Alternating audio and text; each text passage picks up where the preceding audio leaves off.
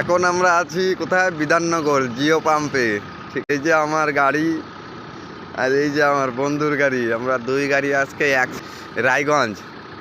ঠিক আছে, আর কি বলে ওই যে গদ ভাই আসছে, গদ। আর আমি আমার গাড়ি এই যে এই গদ ভাই দেখতেই পাচ্ছ। অনেক কিছু হয়েছিল, হ্যাঁ, টার্নিং আছে একটা, তো টার্নিংটাতে হয়তো কোনো প্রবলেম হয়েছে, ওই জন্য এখানে একটু ব্রেকডাউন হয়েছে সব গাড়িগুলার। আর এই যে দেখেন পিছনে আমার গাড়ির লাইন লাগিয়ে গেছে একদম, কমসে কম 60টা না হলেও তো 5টা গাড়ি হবেই যে আমার পিছনে লাইন লাগিয়ে গেছে। তো